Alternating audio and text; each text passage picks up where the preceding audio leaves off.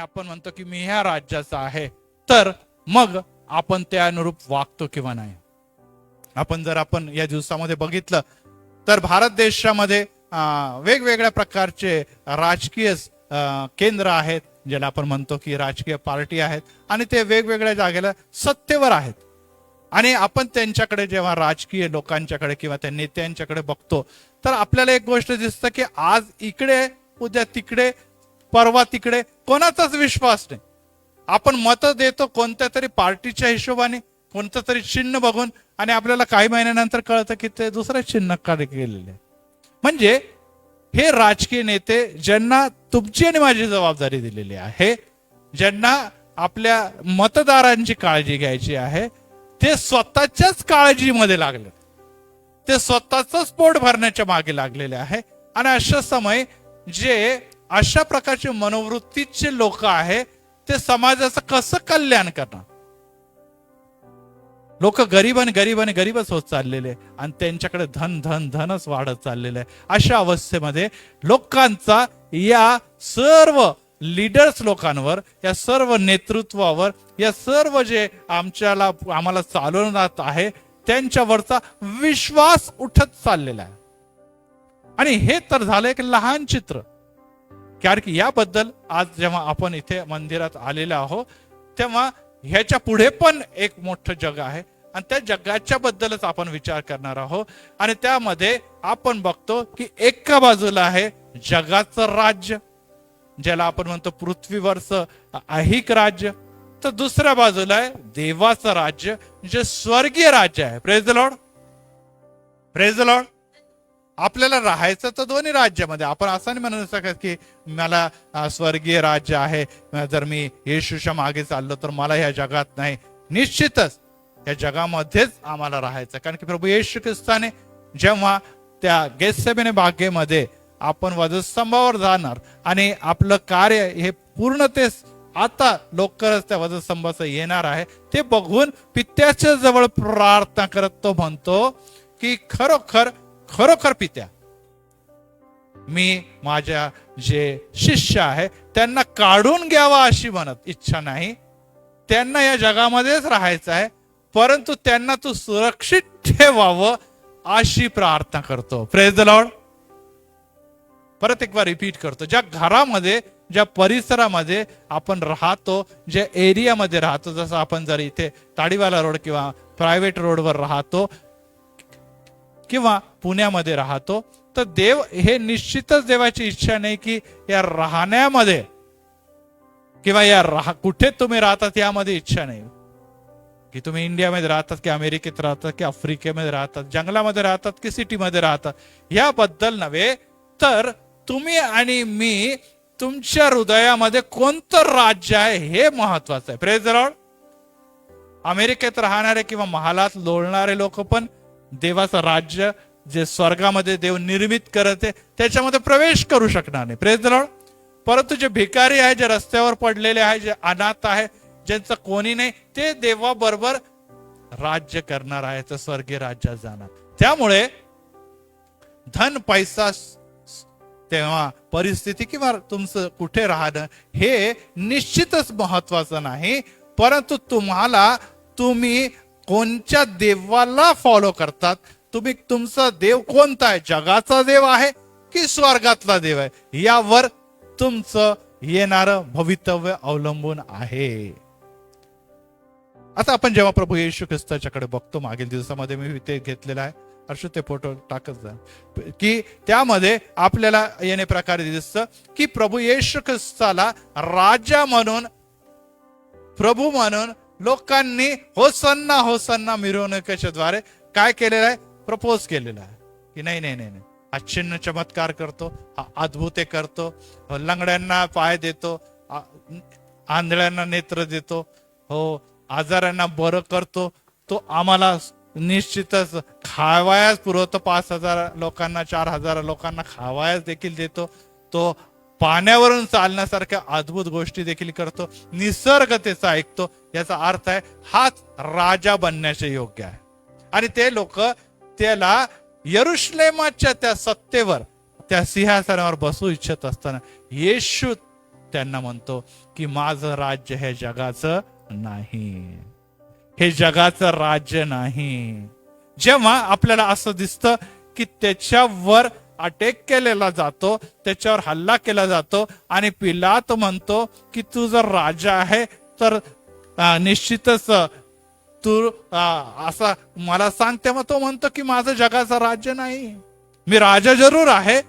आणि मी जर म्हटलं तर आताही या समय आकाशातले सैन्य बोलून मी या लोकांना जे माझा विरोध करत आहे, जे माझा अपमान आणि त्यांना क्षणात संपवू शकतो. परंतु मी ह्या कार्यासाठी जगात आलेलो नाही. आणि आपण गीत गातो की राजाओं का राजा है वो, प्रभुओं का प्रभु. आणि आपल्या सर्वांना जगामधले राजा आणि प्रभू मधला असलेला राजा यामधली जेव्हा आपण तुलना करतो, तेव्हा आपल्या राजामध्ये आणि जगातल्या राजामध्ये जमीन आसमानचा फरक दिसतो. मागील दिवसामध्ये आपल्याला दिसतं की केंद्राने देखील सांगितलं की जेव्हा नेता किंवा मंत्री चालतात तर त्यांच्या मागे वाहनांचा ताफा चालता कामा नये. आणि त्याच्यावर त्यांनी रिस्ट्रिक्शन घातलेलं आहे. कारण की आपल्याला माहिती आहे की या भागातून सगळ्यात जास्त ट्रॅफिक जाते, कारण की ह्याच भागातून पुढे लोहगाव आणि एअरपोर्ट आहे. आणि जेव्हा हा एखादा मंत्री येतो सगळं ट्रॅफिक जाम होतं, हजारो लोक रस्त्यावर अडलेले असतात. अरे यांच्या एकामागे एक गाड्या जात राहतात. आणि त्या गाड्यांमध्ये कोण आहे हा प्रश्न निर्माण होतो. काय प्रत्येक गाडी आणि एवढ्या गाड्या त्यांच्या मागे गाड्यांचा ताफा जाण्याची गरज आहे का? परंतु नाही. हे जगातले जे राजे आहे त्यांना मिरवणं, त्यांना जगाच्या समोर प्रदर्शित करणं की मी किती मोठा आहे. आणि म्हणजे ज्याला शक्ती प्रदर्शन हा शब्द वापरतो, या शक्ती प्रदर्शनाच्या द्वारे आपलं वैभव जगाला दाखवतो. आणि पेट्रोलच्या कमतरतेमुळे आता काही ते काय आता एकदम सुधारले असं नाही, आता पेट्रोलची कमतरतेमुळे आता त्यांना थोडस विचार करायला लागलंय. पेट्रोल आलं तर परत ते 40-50 गाड्याच्या जागे परत 50-60 गाड्या घेऊन फिरतील. परंतु आता जरा त्यांना थोडीशी लाज वाटायला लागली की आता पेट्रोलची कमतरता आहे आणि आम्ही एवढे वाहन घेऊन कुठेतरी निघालेलो आहोत, लोकांमध्ये प्रतिमा खराब होत आहे आणि वरून देखील त्यांच्यावर आता तो दबाव टाकण्यात आलेला आहे. प्रियांनो, या प्रकारचे अधिकारी, या प्रकारचे सत्ताधीश बघायची आम्हाला सवय आहे. आणि आपण म्हणतो खरोखर कोण आहे हो. आपण अनेकदा ट्रॅफिक पोलीस यांना विचारतो कोण चाललंय बाबा, कोण चाललंय. मग ते काहीतरी म्हणतात आम्हालाही माहित नाही हो, आम्हाला ड्युटी लावलेली आहे. चाललंय तर कोणीतरी VIP असतील. प्रियांनो, हे जगातले VIP जे लोक आहे, जे खरं अर्थाने आमच्यावर राज्य करतात, त्यांच्या वैभवाच्याकडे जेव्हा आम्ही बघतो आणि प्रभू येशू ख्रिस्ताच्या वैभवाकडे बघतो, तेव्हा तो खरोखर दैहिकरित्या राजा मानवण्याच्या कोणत्याही पात्रतेचा नव्हता. पवित्र शास्त्रामध्ये येणे प्रकारे लिहिलेलं आहे की त्याच्याकडे रूप नव्हते. यशाया 53 मध्ये लिहिलं, त्याच्याकडे शोभा नव्हती, मन बसेल असे सौंदर्य नव्हते, तुच्छ मानलेला, मनुष्याने टाकलेला, क्लेशाने व्यापलेला, व्याधीशी परिचित, हे बघून लोक तोंडे फिरवेत. आता ह्या व्याधी, त्याचप्रमाणे क्लेश, या प्रकारे सर्व प्रकारचे शाप त्याच्यावर लादण्यात आले. कोणाचे होते हो? हे कोणाचे होते? येशू ख्रिस्ताचे काही अपराध गुन्हा होता का? नाही. ते कोणाचे होते? तुमचे आणि माझे. हे आमचे शाप, आमची व्याधी, आमचा आजार तो वाहत होता. राज्याचं कर्तव्य आहे की त्यांनी जनतेची, विशेष करून त्याची जी प्रजा आहे, त्यांच्या समस्या हे ऐकून घ्यावं आणि ते दूर करावं. Praise the lord. आणि हे राजांकडे काय आहे ते पैशाच्या जोरावर, सत्तेच्या जोरावर किंवा जे काही त्यांच्याकडे रिसोर्सेस आहे त्याद्वारे समस्या सोडवण्याचा काय करतात? प्रयत्न करतात. परंतु जर अशा प्रकारची समस्या आली की पापामुळे, अधर्मामुळे, शापामुळे मरणारे लोक जे आहे त्यांच्यासाठी त्यांच्याकडे काही उपाय आहे का? आपण जाऊन मंत्रीच्याकडे म्हणून आम्हाला शाप आहे, आमच्यावर देवावर क्रोध आहे, आमच्यावर व्याधी उपते म्हणतो, आमच्याकडे काय? आमच्याकडे काही नाही. हा तुमचे काय नळाचा प्रॉब्लेम आहे, पाण्याचा प्रॉब्लेम आहे, घराचा प्रॉब्लेम आहे, रस्ता, ते सांगा आम्हाला. हे अशा प्रकारचं नाही. परंतु प्रियांनो, हे नळाचं पाणी नाही येतं किंवा रस्ते खराब झालेले आहे किंवा महागाई वाढलेली, ही समस्या तर येतच जात राहणार. जोपर्यंत आम्ही जिवंत आहोत तोपर्यंत यामधून जावंच लागणार आहे. परंतु ज्या गोष्टी हा करण्यासाठी उभा आला, ज्यांनी आपले प्राण वधस्तंभावर दिले. त्या गोष्टी जगात कोणीही दूर करू शकत नाही. Praise the Lord. कोणीही विचार पण करू शकत नाही की या सर्व गोष्टी एक मनुष्यापासून जेव्हा दूर होतात, क्रोध, शाप, आजार, व्याधी, सैतानाचे बंधन, तेव्हा त्याला मुक्ती मिळते. आणि त्यामुळे आमचा राजा प्रभू येशू ख्रिस्त हा मुक्तीदाता म्हणून या जगामध्ये आला. Praise the lord. Praise the Lord. जोरदार टाळ्या वाजूया प्रभू येशू ख्रिस्त. कारण की तो राजा आहे आणि त्याचं नाव मुक्तीदाता आहे, म्हणजे तो प्रत्येकाला मुक्त करण्यासाठी आले. आता त्याच्यासाठी आपल्याला त्याच्या राज दरबारामध्ये जाण्याची गरज नाही. आज देखील अनेक गोष्टी सोयीस्कर झालेल्या आहे. आपण माहिती आहे गव्हर्नमेंटचं काही सोयी फॅसिलिटीज आम्हाला पाहिजे तर आपण ऑनलाईन अप्लाय करू शकतो की बाबा ह्या गोष्टी आहे. तर ते म्हणतात आता आमच्याकडे यायची गरज नाही, हा ऍप आहे, ही साईट आहे, जाऊन तुमचे प्रॉब्लेम तिथे रद्द करा, म्हणजे लवकर त्वरित कारवाई करता येईल. आणि अशा प्रकारची ऑनलाईन प्रोसेस देखील सुरू झालेली आहे. परंतु प्रियांनो, ही गोष्ट जाणून घेणं गरजेचं आहे की तुम्ही माझ्या आणि माझा प्रभू माझा येशू जेव्हा तुमच्या आणि माझ्या जीवनामध्ये येतो, तो सदोदित तुमच्या आणि माझ्याबरोबर हजर असतो. Praise the Lord. तो ऑनलाईन नाही म्हणत की नुसतं मी तिथे बसलेलं नाही, तुम्ही इथे बसलेले, इथून मी प्रार्थना करा. नाही, येशू स्वतः येऊन तुमच्या समस्यामध्ये, तुमच्या अडचणीमध्ये, तुमच्या दुःखामध्ये, तुमच्या कुटुंबामध्ये हजर राहतो. Praise the lord. आणि नुसतं हजर राहत नाही तर तुम्हाला धीर देतो, बळ देतो, सांत्वन देतो आणि मुक्ती देखील देतो. Praise the lord. आणि त्यामुळे जेव्हा तो वधस्तंभावर टांगला गेला आणि वधस्तंभाचा त्याची मृत्यू आणि वधस्तंभावर त्याचे हालहाल बघून लोक आज देखील वारंवार म्हणतात की तुमचा राजा किंवा तुमचा देव हा कसा देव आहे, जो स्वतःला वाचवू शकला नाही, तो दुसऱ्यांना किंवा त्याच्या प्रजेला कशा प्रकारे सुरक्षित ठेवू शकतो. तो स्वतःच दुबळा आहे, जो स्वतःच दुर्बल आहे, तो तुम्हाला कशा प्रकारे मुक्त करू शकतो. आणि याद्वारे आपण पण कन्फ्युज होतो की खरोखर या राजाला अशा प्रकारची मृत्यू, राजाचे अशा प्रकारचे हाल, राजाच्या अशा प्रकारचा जन्म, राजाला अशा प्रकारचं कार्पेंटरचं काम, हे काय राजाला शोभण्यासारखं नाही. परंतु प्रियांनो, एकच गोष्ट लक्षात ठेवा की जे दुःखी, कष्टी, सर्वसामान्य लोक, गरीब लोक आहे, त्यांचा राजा प्रभू येशू ख्रिस्त आहे. Praise the Lord. तो म्हणतो मी अशा लोकांसाठी जगात आलेलो आहो. श्रीमंतांसाठी अनेक गोष्टी आहे, त्यांच्याकडे धन आहे, त्यांच्याकडे पैसा आहे, त्यांच्याकडे सत्ता आहे, त्यांच्याकडे ज्ञान आहे आणि त्याच्या जोरावर ते जगतात, लढतात आणि व्यवस्थित जीवन जगतात. परंतु या गोरगरिबांची काळजी घेणारा, या दुःखित लोकांची काळजी घेणाऱ्या, अडचणीत असलेल्या लोकांसाठी कोणी देखील उभा राहत नाही. त्याचे सख्खे जवळचे लोक देखील तोंड फिरवतात, त्यांची निश्चितच हेटाळणी केली जाते, त्यांना वाळीत टाकलं जातं. अशा समयी येशू म्हणतो तू माझी आहे, तू माझा आहे. Praise the lord. आणि यामुळे हा राजा जरी राजा असला परंतु तो तुमच्या आणि माझ्यासारखा दासाचं स्वरूप धारण करून या जगात आलेला आहे. Praise the Lord. कदाचित जगातले राजाची शक्ती कमी पडेल, जगात त्या राजांची मर्यादा येईल, परंतु येशूला सर्व काही करण्याची शक्यता आहे. Praise the lord. आणि त्यामुळे येशू ख्रिस्ताच्याकडे जेव्हा पिलात बघतो तेव्हा तो म्हणतो तू यहुद्यांचा राजा आहे काय? तेव्हा येशू म्हणतो हो मी खरोखर जसं तू म्हणतो तसेच, म्हणजे तो नाकारत नाही.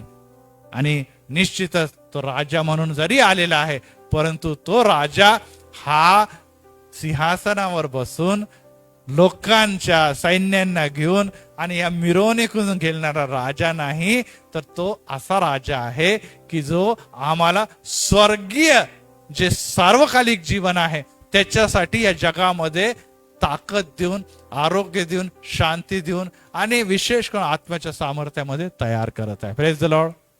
Praise the Lord.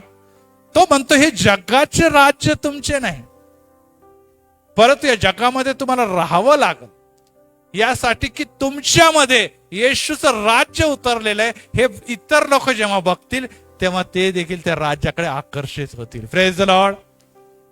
परत एक वेळा रिपीट करतो, जरी जगामध्ये सैतानाचं राज्य आहे, सैतानाचं आधिपत्य आहे, परंतु तुम्ही आणि मी त्याची पुत्र आणि कन्या, राजपुत्र आणि राजकन्यामुळे तुमच्यावर येशूचं राज्य उतरून आलेलं आहे. आणि ते जर उतरून आलेले तर त्याद्वारे जगाला दिसू द्या की ह्याचा राजा हा जग नाही, पैसा नाही, धन नाही, सौंदर्य नाही, बुद्धी नाही, तर ह्यांचा राजा प्रभू येशू आहे. आणि ह्याच्यासाठी कोणतीही गोष्ट अशक्य नाही, कारण की त्यांचा राजा प्रत्येक गोष्ट देण्यासाठी त्यांच्यासाठी नेहमी तयार असा असतो. Praise the Lord.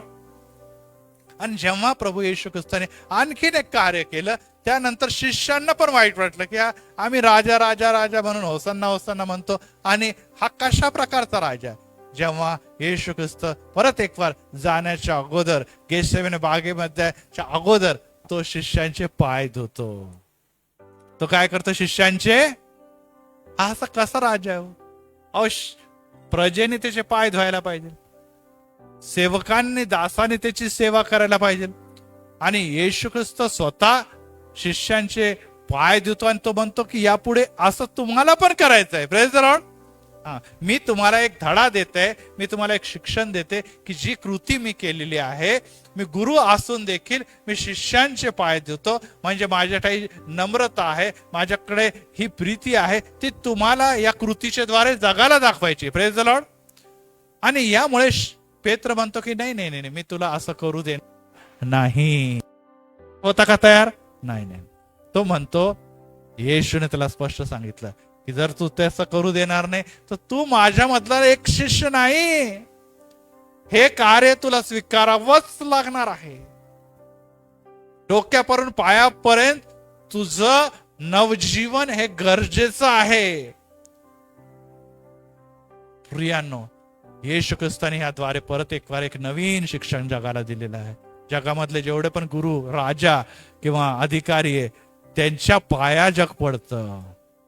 त्यांच्या पायावर जी डोकं टेकणारे लोक आहे, आम्हाला येशूच्या डोक्यात टेकायचं, परंतु आमचा येशू इतकी प्रीती करतो की आमच्यासाठी तो आमचा दास म्हणून सेवा करायचा आला.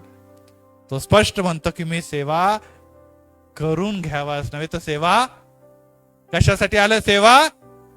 आणि त्यामुळे जगामध्ये आज जेव्हा आम्ही आमच्या राजाला फॉलो करतो, जेव्हा आम्ही येशू ख्रिस्ताला फॉलो करतो, तर आमचं प्रथम उद्दिष्ट जे जगालाही सगळ्यांना माहिती आहे की ख्रिस्ती लोक सेवाभावी लोक आहे. Praise the Lord. ते पैसा असेल, त्यांच्याकडे धन असेल, कदाचित ज्ञान बुद्धी असेल, परंतु ते कधी देखील इतरांवर प्रीती करणं, त्यांच्या दुःखामध्ये साथ देणं, त्यांना मदत करणं आणि सेवेसाठी आपलं जीवन, संपूर्ण जीवन हे देण्यासाठी मागे पुढे राहत बघत नाही. आपल्याला कदाचित माहित आहे की अमेरिकेचे व्हाईस प्रेसिडेंट मागील महिन्यामध्ये भारतामध्ये आले, आणि भारतामध्ये आल्यानंतर त्यांचं फार जंगी स्वागत केलं, कारण की या समय अमेरिका म्हणजे ही महाशक्ती आहे. आणि त्याचे जेव्हा डेलिगेशन येतं तेव्हा भारतासाठी ही गौरवाची बाब आहे की भारतासारख्या देशामध्ये या कठीण समयामध्ये अमेरिकेचे व्हाईस प्रेसिडेंट येत आहे. आणि ते आले, परंतु त्यांनी दिल्ली न निवडता किंवा मुंबई न निवडता कलकत्त्याला गेले. कुठे गेले? आणि कलकत्त्याला त्यांनी पहिली व्हिजिट कोणाच्याकडे केली? मदर टेरेसाच्या आश्रमामध्ये.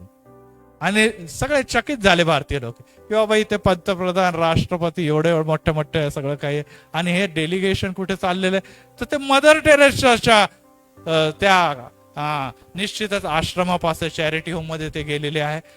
प्रश्न हा येतो की काय ती एवढी मोठी कोणाची राष्ट्रपती होती की कोणीतरी नाही, तिने काय केलेलं आहे? तिने काहीच जगामध्ये केले नाही, नुसतं गरिबांची काळजी घेतलेली आहे, अनाथ लोकांना जवळ केलेले, निराश्रित लोकांचे अश्रू पुसलेले, व्याधी ज्यांना आहे त्यांच्या व्याधीपासून दूर करण्यासाठी त्यांचा इलाज केलेला आहे, जे अनाथ आहे, जे निराधार आहे त्यांना राहायला जागा दिलेली आहे, त्यांचं खाणं पिणं आणि त्यांचं सर्व प्रकारची गरजा तिने भागवण्याचा प्रयत्न केला. Praise the lord.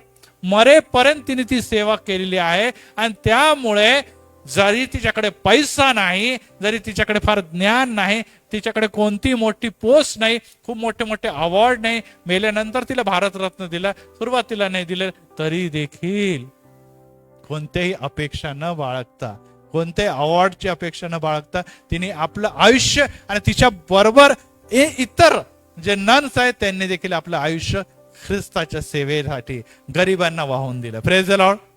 आणि यामुळे तुम्ही मान्य करा, अगर न मान्य करा, ज्यांना कळतं की खरोखर जगातली सर्वोत्तम सेवा काय आहे, त्यांना निश्चितच ती एक सेविकेची सेवा कायम लक्षात येईल. आणि मी नेहमी सांगत असतो की मदर टेरेसाला जेव्हा लोकांनी विचारलं, पत्रकारांनी विचारलं की बहिणी, या गरिबांमध्ये, या कुष्ठरोगांमध्ये, या सर्व निराश्रित लोकांमध्ये, या आजारी लोकांमध्ये, या लहान टाकलेल्या बाळकांना तू कडेवर घेते, त्यांचे जखमा धुते, त्यांना कवटाळून आशीर्वाद देते, त्यांना आंघोळ घालते, त्यांना राहायला घर देते, का करते तू?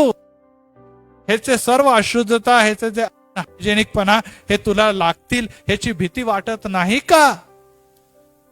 सगळे जग घाबरतं, हातामध्ये ग्लव्स घालतं आणि सॅनिटायझर मारतं, पण तू तसं का न करता ना जवळ करते. तेव्हा ती म्हणे की ह्यांच्यामध्ये मला येशू दिसतो. Praise the lord, praise the Lord. Yes, ह्यांच्यामध्ये मला येशू दिसतो.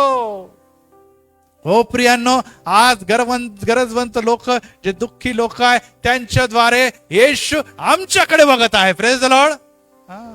तो राजा म्हणून बघत नाही, आत्ताच मी सांगितलं, तो काय म्हणून बघत आहे? अनाथ, निराश्रित, गरीब अशा लोकांमधून तो परत एक बार आमच्यासारखे जे लोक आहे, जे प्रार्थना करतात, सेवा करतात, जे आपलं जीवन येशूला दिलेलं आहे, त्यांनी आमची मदत करावी, ही त्यांची अपेक्षा आहे. Praise the lord. आणि आज प्रियांनो, ही गोष्ट जगाच्या राजांमध्ये, जगाच्या सत्तेमध्ये दिसत नाही. ते सर्व लोक गरिबांना आणखीन गरीब करण्यासाठी, त्यांचं शोषण करण्यासाठी निघाले. परंतु अशा शोषित लोकांसाठी एक देव उभा राहिलेला आहे, जो जगाचं राज्य घेऊन या जगामध्ये आलेला आहे. त्याचं नाव प्रभू Yeshu Khrist. Praise the lord. आणि त्यामुळे कदाचित जगिक लोक, ज्यांना ज्ञान, बुद्धी आणि सर्व काही, ते या गोष्टीला जरी मानत नसले, परंतु आज देखील जगामध्ये ही लहानशी गोष्ट, जी एखाद्या इस्रायल खूप छोटस राष्ट्र आहे, महाराष्ट्रापेक्षा पण लहान राष्ट्र आहे, तिथे यरुशलेम मध्ये आणि विशेष करून बेथलेम मध्ये जो येशू होता, तो आज जगातल्या सर्व राष्ट्रांपर्यंत पोहोचलेला आहे. Praise the Lord. ना त्याच्याकडे सैन्य आहे, ना त्याच्याकडे हत्यार होते, ना त्याच्याकडे फार पैसा होता, ना त्याच्याकडे धन होतं, ना त्याच्याकडे कशा प्रकारचे, परंतु तरी देखील या प्रीती आणि प्रेम आणि त्याग आणि सर्व प्रकारच्या जगातल्या गोष्टी ज्याला त्याने सोडून आणि करून पवित्र आत्म्याच्या सामर्थ्याने जगामध्ये कार्य आरंभलेलं. Praise the Lord. आता जेव्हा आपण जगाच्या राज्याच्याकडे येतो, तेव्हा आपल्याला काही गोष्टी लक्षात घेणं गरजेचं आहे. हे तर झालं येशूकडचं. आता आपण येऊया जगातला राजा किंवा जगातलं राज्य कसं आहे. आपल्याला माहिती आहे की पहिले आरंभी जगामध्ये पाप नव्हतं आणि एकच कपल जगामध्ये होतं, जे पती पत्नी म्हणून राहत होतं. त्यांचं नाव काय होतं सांगा बरं? काय होतं? आदाम आणि हवा. आणि त्यामुळे परमेश्वर त्यांना रोज भेटण्यासाठी त्या एदेन बागेमध्ये येत असत.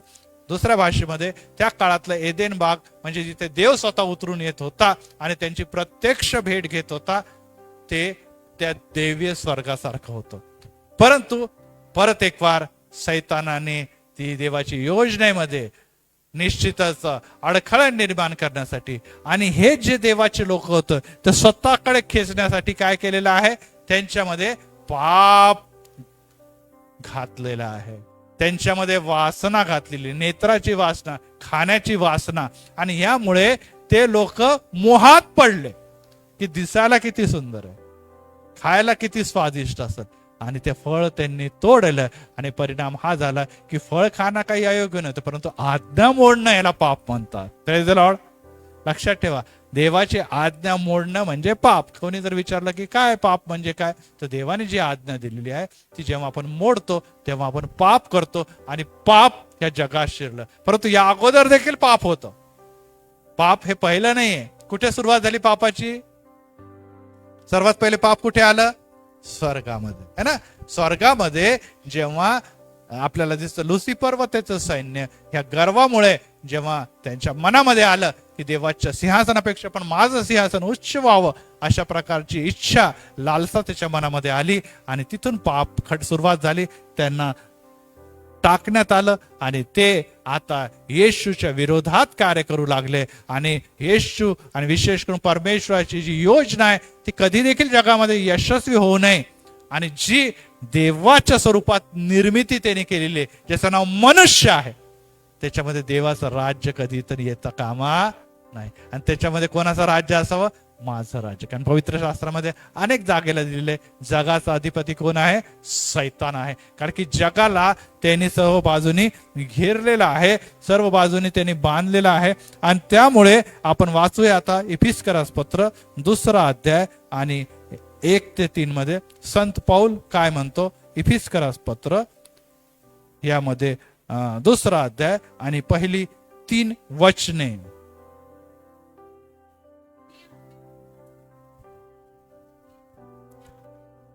तुम्ही आपले अपराध आणि पापके यामुळे मृत झालेला होता. कारण की पापामध्ये मरण आहे आणि पापी लोकांचं मरण हे निश्चित आहे. पुढे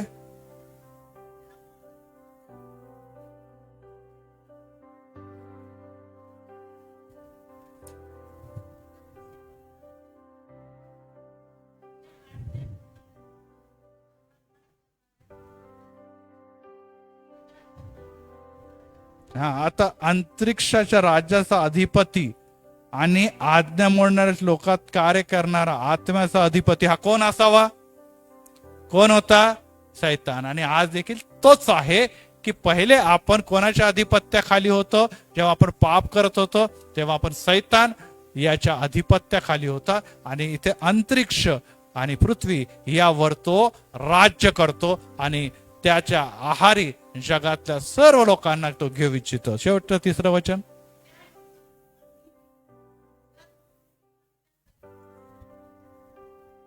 यस, आमच्यामध्ये शरीरातल्या लागणाऱ्या सर्व वासना आहे आणि त्याच्या मागे आपण चालत असताना येस, आम्हाला काय आवडतं, मला काय चांगलं लागतं, माझ्या डोक्याला काय पडतं, मला काय प्रिय आहे, माझं भविष्य कशामध्ये, माझं माझं माझं माझं करणारे लोक, हे इथे लिहिलेलं आहे की मनाच्या इच्छेप्रमाणे चालणारे लोक आहे. आणि ते काय झालंय त्यांचं? आणि त्यामुळे ती देवाचा क्रोध त्यांच्यावर आहे. त्यामुळे ते कशाची प्रजा आहे? क्रोधाची प्रजा आहे. ते क्रोधाची प्रजा आहे. हो प्रियांनो, सैतानाने अशा प्रकारे इफिसकराच्या पत्रामध्ये जगाला बांधून ठेवलं होतं. परंतु ख्रिस्तामध्ये तुम्ही आणि मी मुक्त झालेले आहोत. Praise the Lord. तारलेले आहोत, वेगळे केलेले आहोत. आणि त्यामुळे जर तुम्ही आहोत तर या लोकांमध्ये ज्याच्याबद्दल लिहिलेलं आहे तसं तुमचं जीवन असता कामा नये. आणि यामुळे तो आपल्याला ही गोष्ट सांगतो की आपल्याला सैतान व सैतानाच्या सत्तेखाली आणणारा सैतान याच्या जग त्याच्या वशामध्ये आहे. ते जग त्याच्या मागे चालत आहे. परंतु तुम्ही तसं होता कामा नाही. यस, ह्या सर्व गोष्टी करत असतानाच जसं मी म्हटलं देहवासना. आपल्याला काही गोष्टी बघायला आवडतात, काही गोष्टी खायला आवडतात, काही लोक आपल्याला आवडतात, काही गोष्टी आपल्याला करायला आवडतात, परंतु देवाला आवडत नाही. लक्षात ठेवा, ज्या गोष्टी देवाला आवडतात पण आम्हाला आवडतात, आपण म्हणतो सगळेजण करतात, आम्ही केलं तर काय. किंवा कधी कधी आपल्याला वाटतं अरे सगळेजण करतात आणि मीच बाजूला राहतो, माझे लोक थट्टा करतात, माझ्यावर हसतात, अरे काय मूर्ख आहे का काय, 2 दिन आहे खाना पिना मजा करणे का, आणि हे काय आपलं येशू देव देव करत बसलेला आहे. आणि त्यामुळे आपल्याला देखील त्याचा मोह होतो आणि आपण म्हणतो थोडं थोडं कधी कधी काय केलं तर काय फरक पडतो. आणि अशा प्रकारे आपण त्यांच्यामध्ये सहभागी होतो आणि त्यामुळे आपण सैतानाच्या ट्रॅप मध्ये फसतो आणि आपण देवाचे काय करतो, देवाची आज्ञा मोडतो आणि म्हणजेच पाप करतो. आणि त्यामुळे मग आपण जसं जसं पाप करत जातो तसं तसं सैतानाच्या बंधनामध्ये जकडले जातो. जसं आपण म्हणतो की थोडं थोडं कधी कधी पिणारा हळूहळू हळूहळू काय करतो, दारूच्या आहारी जातो. ज्याला काय म्हणतो आपण पुढे जाऊन काय होतं, तो व्यसनाधीन बनून जातो, ऍडिक्ट होऊन जातो, तो व्यसनाधीन होतो. आणि त्याच्यातून बाहेर पडणं सोपं आहे का? आपल्या सर्वांना माहिती, त्यातून बाहेर पडणं अतिशय कठीण आहे. तो लाख बनल, त्याची लाख इच्छा असेल, परंतु आता त्याचं शरीर व त्याचे विचार त्याच्यातून त्याला बाहेर पडू देत नाही, कारण की तो त्यामध्ये बांधला गेलेला आहे. त्याचप्रमाणे जेव्हा आपण पापातल्या अशुद्ध गोष्टीमध्ये स्वतःला गुरफटून घेतो, आपल्याला सुरुवातीला काही नाही, चांगलं वाटतं, आनंद वाटतो, परंतु हळूहळू आपल्याला ते पाप केल्याशिवाय, ते अशुद्ध केल्याशिवाय जगता येत नाही. जसं दारुड्याला दारू पिल्याशिवाय दिवस चांगला जात नाही, पिल्यानंतर त्याला वाटतं आता सगळं काही ठीक चाललेलं आहे. त्याचप्रमाणे जे जगातल्या पापामध्ये जखडलेले लोक आहे, त्यांनी त्या गोष्टी केल्यावरच त्यांना वाटतं आजचा दिवस माझ्यासाठी ठीक जाईल, कारण की मी बरोबर चाललोय, परंतु तो त्यापासून सुटू शकत नाही. आणि यासाठी ही बाब लक्षात घेणं अतिशय आहे की आम्हाला या लोकांनी, विशेष करून जगाने आणि जगातल्या सत्ताधाऱ्यांनी बांधता कामा नये. आम्हाला पळायचं नाही, आम्हाला लोकांमध्येच राहायचं. आणि कठीण आहे, सोपं नाही. मी परत रिपीट करतो, हे सोपं नाही, कारण की आम्ही मनुष्य आहोत आणि आमचे नेत्र उघडे लोकांमध्ये राहतो. जगामध्ये मॅक्झिमम लोक, आपल्याला माहिती आहे की त्या रस्त्यावर जाणारे, जो ब्रॉड वे आहे, जो मोठा रस्ता आहे, ज्याच्यामध्ये असंख्य लोक चाललेले, परंतु आम्हाला खडतर रस्त्यावर येशू ख्रिस्त घेऊन जातो. जिथे खड्डे आहे, जिथे अडचणी आहे, जिथे समस्या आहे, परंतु त्या बारक्या रस्त्यावर त्यामुळे जाणारे लोकही कमी. तेव्हा काय करायचं? असं एवढा हायवे आहे, एवढा नॅशनल हायवे आहे, एक्सप्रेस रोड आहे, आणि त्याला सोडून खड्ड्याच्या रस्त्यातून तुडवत जाण्यापेक्षा त्यानेच आम्ही जाऊ. आणि त्या सुख सोयी, एक्सप्रेस हायवे म्हणजे सुख सोयीने भरलेला रस्ता सर्वजण निवडतात, आणि त्या खडतर रस्त्याची निवड कोणीही करत नाही. आणि परिणाम हा होतो की एक्सप्रेस हायवे भरधाव चालत असताना अचानक अपघात होतो, आणि मग परत येण्याची संधी नाही. या खडतर रस्त्यामध्ये हळूहळू खुडखुड खुडखुड खुडखुड खुडखुड करत करत आपण एक दिवस निश्चितच समस्यात जाणार, अडचणीत जाणार, परंतु आपल्या जागेवर निश्चित हमखास पोहोचणार. Praise the lord. आणि तो रस्ता बद्दल येशू म्हणतो की तो मार्ग मी आहे. Praise the lord. आणि हा जो मार्ग आहे तो सैतानाचा मार्ग आहे, आणि त्यामुळे तुम्ही तो मार्ग निवडता कामा नये. आणि यामुळे जेव्हा आपण त्या मार्गाला निवडतो, तेव्हा पेत्र, दुसरा पेत्र 3:10 मध्ये काय म्हणतो बघूया. दुसरं पेत्र 3:10 मध्ये पेत्र आपल्याला वॉर्निंग देतो, की पेत्र आम्हाला दाखवतो की दुसरं पेत्र आणि यामध्ये 3रा अध्याय आणि 10व्या वचनामध्ये, यस, एक दिवस ज्या प्रकारे चोर येतो, अचानक येतो, आपण झोपलेले असतो, आपण बेसावध असतो, आणि अचानक तो येतो, कारण की आपण जागे असो, आपण दिवसा इकडे चालता फिरतोय, तर चोर येणार आहे का घरी? नाही. तो जेव्हा सगळं काही आम्ही झोपेत आहो, निद्रित आहो, गाफील आहो, अशा समय येतो, आणि तो चोर येतो, आणि पुढे काय केलं? यस, आकाश मोठा नाद करणार आहे. आकाश जे आजवर आम्ही बघतो आणि म्हणतो की वा वा किती मोठा आकाश आहे, आणि आपली प्रगती आकाशाप्रमाणे व्हावं, आपण आकाशामध्ये भरारी घेणं व्हावं, आणि ह्या आकाशामध्ये मोठा नाद होणार आहे. पुढे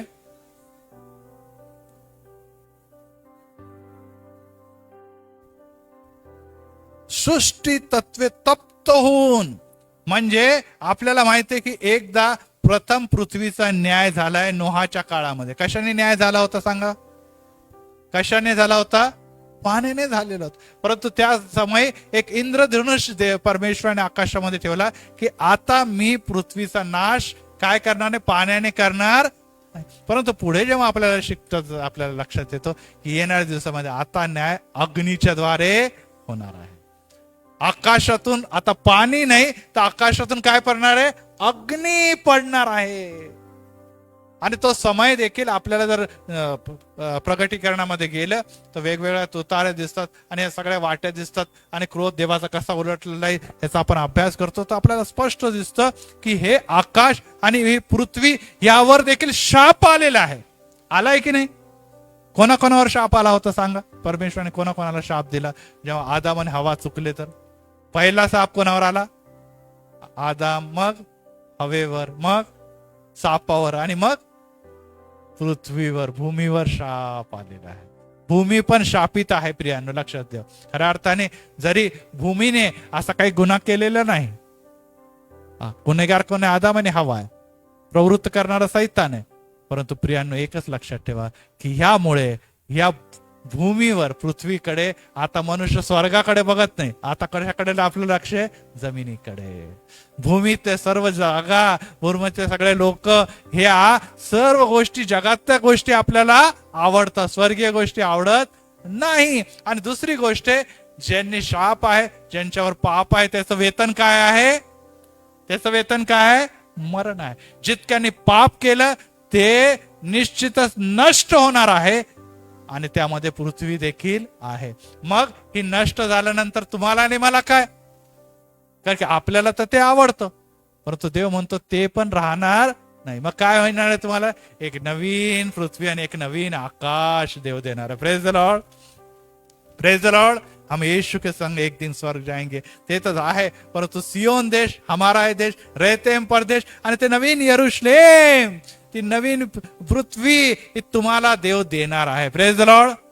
ते तुमच्यासाठी कुठून प्रकट होणार आहे? आकाशातून प्रकट होणार आहे. हे सर्व काय काय होणार आहे? गुंडाळलं जाणार आहे, असं लिहिलं आहे प्रकटीकरणामध्ये. तिकडे मी जाणार नाही. आणि ह्यामुळे प्रियांनो एक गोष्ट आज परत एक पेत्र सांगते की जी गोष्ट नष्ट होणार आहे, ज्यामध्ये त्यावर राहणारे नष्ट होणार आहे, त्या गोष्टीकडे तुम्ही आकर्षित होऊ नका. त्याला तुम्ही देव आणि त्याच्यावरच तुम्ही भक्ती ठेवू नका. यस, त्रास होतोय तुम्हाला, समस्या होते, जगातल्या पैसा आणि धन कमवत असताना तुम्हाला थोडीशी हेराफेरी करावी लागते. लबाडीच्या द्वारे कदाचित तुम्हाला काही गोष्टी मिळतही असतील, परंतु एकच गोष्ट लक्षात ठेवा, लबाड आणि लबाडीचा बाप सैतान आहे.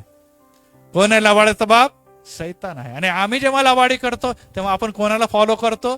सैतानाला फॉलो करतो, सैतानाला फॉलो करतो. आणि यामुळे तुम्ही जरी त्याला कॅज्युअली घेत असलो, आपण जरी अनेकदा कॅज्युअली घेत असलो, परंतु देव त्याला कॅज्युअली घेत नाही. कारण की त्याला माहितीये हा व्यक्ती ही गोष्ट करतो म्हणजे आपल्या बापाला फॉलो करतो, हा मला फॉलो करत नाही, मला फॉलो करत नाही. आणि यामुळे येशू ख्रिस्त म्हणतो की वरच्या सर्व गोष्टी उघडकीस येणार आहे. कारण की आकाश मोठ्या नादाच्या द्वारे तप्त होऊन लयीस जाणार आहे. पृथ्वीत लागणार नाही, आकाश राहणार नाही.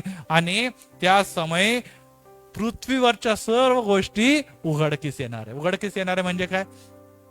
जे येशू मध्ये चालतात ते येशू बरोबर राज्य करतील, आणि जे सैतानावर चालतात ते सार्वकालिक अग्नीमध्ये गंधकाच्या सरोवरात टाकले जातील. Praise the Lord. ही गोष्ट एक दिवस उघडकीस येणार आहे. त्याची वाट देव देखील बघत आहे, आम्ही देखील बघत आहोत. तो समय जवळ आलेला आहे. आणि अशा समय तुम्हाला जगाच्या राजाकडे नव्हे तर देवाच्याकडे बघणं अतिशय गरजेचं आहे. आणि त्यामुळे शेवटलं वचन वाचतो मी संपवतो. 1 योहान 2 अध्याय आणि त्यामध्ये वचन 15 वाचा. 1 योहान याचा अध्याय 2 आणि वचन 15. जग व जगातल्या गोष्टीवर काय करू नका? म्हणा, प्रीती करू नका, प्रीती करू नका. पुढे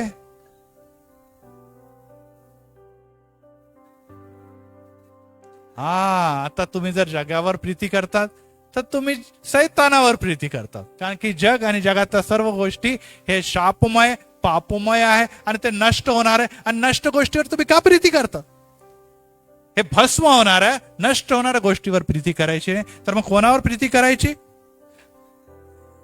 त्याच्या ठाई पित्याची प्रीती नाही. मग पुढे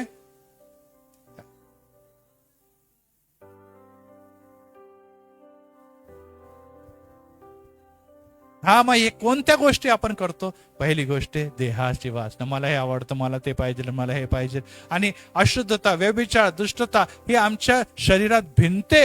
आणि आज आपल्याला माहिती आहे की स्त्रियांवर अत्याचार आणि भ्रष्टाचार हे परमोच्चवर पोहोचले. कोण काय करल याबद्दल काही देखील शाश्वती नाही. घराघरांमध्ये आता हे चित्र निर्माण झालं. की घरातले किंवा म्हातारे लोक देखील लहान मुलींना सोडत नाही, आणि कशा प्रकारच्या हत्या आणि कशा प्रकारचं अन्याय किंवा कशा प्रकारचे सर्व प्रकारचे भ्रष्टता आपल्याला दिसत आहे. आणि या सर्व गोष्टी काय आहे, ही देहाची वासनेच्या मागे लागली. देहाच्या वासनेसाठी कोणत्या पातळीला व्यक्ती पोहोचलेला आहे हे सांगण्याची आता गरज राहिली नाही. कितीतरी बातम्या रोज येतात की प्रेमाच्या नादी किंवा प्रेमीच्या नादी लागून पत्नीने आपल्या पतीची हत्या करून टाकली, त्याचा मर्डर केलेला. आणि या अशा प्रकारे पत्नी देखील आता कुठे कमी राहिलेली नाही. आणि या अवस्थेमध्ये आपल्याला दिसते की अनेकदा या पती किंवा या प्रेमीच्या नादी लागून आपल्या लहान लेकरांना पण विहिरीत ढकलण्यासाठी ही बाई मागे पुढे बघत नाही, की आमच्या प्रेमाच्या मागामध्ये अडखळण आहे, आता ह्यांनाच उडवा. आणि हे करण्यासाठी ती कोणी काय मागे पुढे बघत नाही. ही आहे देहाची वासना, डोळ्याची वासना. मोबाईल शिवाय आम्हाला करमतच नाही. आम्हाला डोळे फुटेपर्यंत आपण तेच कार्यामध्ये लागलेलं. आणि त्यामुळे अनेक तरुण लेकरं, लहान लेकरं ह्या लहानपणी चष्मा लावून बसलेले, कारण की त्यांना आता यामध्ये बांधले गेलेले, ट्रॅप केलेले. यामुळे आता नवीन नवीन आजार या दिवसामध्ये येते आणि येणाऱ्या दिवसामध्ये आणखी मोठ्या प्रमाणात दिसते की मोबाईल काढून घेतल्यामुळे हे लहान लेकरं आत्महत्या करण्यापासून कोणताही पुढची पाऊल उचलायला ते मागे पुढे बघत नाही. ही अनेक गोष्टी, याचं उदाहरणच मी दिलंय की डोळ्याच्या साठी बघण्यासाठी अनेक गोष्टी करतात. आणि त्याचप्रमाणे संसारची फुसार की मी असन मी तसन, माझ्याकडे हे माझ्याकडे ते, अशा गोष्टी ज्या सर्व भस्म होणार आहे, नष्ट होणार आहे, तरी देखील आपण त्याची उर्मी आणि त्याची काय करतो, इच्छा बाळगतो आणि त्याचा घमेंड आपल्या जीवनामध्ये आहे. आणि अशा सर्व गोष्टीबद्दल लिहिलेलं आहे की हे जगापासून आहे. कोणापासून आहे? आणि हे जे लोक करतात ते देवाचे आहे की जगाचे आहे? जगाचे आहे. त्यांचा राजा कोण आहे? जगाचा राजा सैतान त्यांचा राजा आहे. ह्या देवापासून कधी पण राहणार नाही. तर 17व्या वचनामध्ये आणि यामुळे एक दिवस जेव्हा तुम्ही आणि मी या जगातून जाणार आहोत, त्या दिवशी आपण मेल्यानंतर आता पुढे काहीच करू शकणार नाही. आयुष्यभर आपण जग व जगाच्या गोष्टीमध्येच रममान झालो, त्यामुळे आमचा नाश हा ठरलेलाच आहे. आम्ही आता कुठे जाणार हे आता निश्चितच आहे की आपण जगात राहिलो, जगात वावरलो, जगासारख्याच देवाला आपण फॉलो केलं, त्यामुळे आपण जगातले अधिपती कुठे जाणार आहे? सैतान. त्याच्यासाठी गंधक आणि अग्नीचा सरोवर बनवणार, आपण पण तिथेच जाणार. परंतु आमेन, परंतु देवाचा राज्यासाठी झटणारा, जे कठीण जरी समस्या आल्या, अडचणी जरी आल्या, तरी मी माझ्या येशूला सोडणार नाही. माझ्या येशूने दुःख सहन केलं, माझ्या येशूने वातना सहन केलं, माझा येशू निश्चितच जिथे जाणार आहे तिथे तो मला देखील घेऊन जावं. यासाठी तो देवाचा पुत्र याला मी जेव्हा फॉलो करतो, त्याच्या मागे चालतो, तेव्हा तो मला त्या उत्तम देशासाठी तो म्हणतो की मी जातो, मी तुम्हाला एकटं सोडणार नाही, पवित्र आत्मासह तुम्हाला जीवन घालवतो. आणि तो जात असताना तिथे म्हणतो मी तुम्हासाठी जागा तयार करतो. आणि तो जागा तयार करत आहे आणि तो लवकरच येणार आहे. आणि येत असताना तो तुम्हाला आपल्या बरोबर घेऊन जाणार आहे. आणि ते जर घेऊन जाणार आहे तर आपण तयार असावं. आणि त्यासाठी आपला राजा कोण आहे? जग नाही. जेव्हा येशू येईल, जगातले लोक कुठे राहणार आहे? खालीच राहणार आहे जगामध्ये. परंतु आम्ही जे येशूचे आहोत ते आम्ही काय करणार आहोत? येशूच्या बरोबर वर घेतले जाणार आहोत. आणि त्याची तयारी आपण करत असताना येशूचे शिष्य होणं, येशूच्या मागे चालणं हे गरजेचं आहे. प्रभू तुम्हाला आशीर्वाद द्या. प्रार्थना करू. प्रभू कारण की परत एक वार तुझ्या चरणी येण्याची आणि तुझी प्रार्थना करण्याची संधी दिली, आमचे नेत्र उघडले, आम्हाला ताकद दिली, आम्हाला परत एक वार सांगितलं की तुम्ही जगाचे नाही. यामुळे पिता आम्ही जग व जगातल्या गोष्टी ह्यापासून दूर राहावं. आणि नेत्राची पवित्र परमेश्वर वासना, देहिक वासना, नेत्राची आणि पवित्र पित्या सर्व प्रकारचे जगिक फुशारकी आणि सर्व पाप आणि सत्ता आणि जगिक गोष्टी याच्यापासून दूर राहावं. येशू ख्रिस्त तू या जगामध्ये राहत असताना या गोष्टी यापासून सदोदित दूर राहिला, तो पाप विरहित होता. त्यामुळे देवाचा पुत्र म्हणून परत एक वार आमच्यासाठी त्या वधस्तंभावर अर्पलेला कोकरेचा पवित्र रक्ताच्या द्वारे आम्हाला शुद्ध देण्यास पात्र ठरला. आम्ही देखील स्वर्गात जाण्यासाठी पात्र ठरण्याकरता आम्ही जेव्हा तुला फॉलो करतो पित्या, तर आम्ही चुकतो. परंतु पित्या तू आम्हाला निश्चितच पापाच्या शापातून काढून ख्रिस्ताच्या राज्यावर, ख्रिस्त म्हटलेल्या खडकावर स्थिर केलेले. आम्हाला शुद्ध कर, आम्हाला पवित्र कर. आम्ही चुकतो, मनुष्य म्हणून आम्ही दुबळे आहोत. पित्या आम्ही तुझ्याकडे बघतो, आमच्या अधर्म आणि पापांची क्षमा कर आणि तुझ्या मार्गात आम्हाला चालव. कारण की पित्या जगातला आनंद हा नाहीसा होत आहे, परंतु पित्या तुझ्यामधली आशा आम्ही बळकट करावी. कारण की पित्या आम्ही जगाचे नाही तर आम्ही तुझे आहोत, आणि त्यामुळे तू जगाचा देखील अधिपती आहे. परंतु पित्या सैतानाने जगाला नाश करत असताना आमच्या जीवनामध्ये देवाचं राज्य उतरला असताना ते राज्य आम्ही इतरांना प्रदर्शित करणार. तू आम्हाला प्रकाशित कर, संजीवित कर व जागृत कर. येशूच्या नावात आमेन.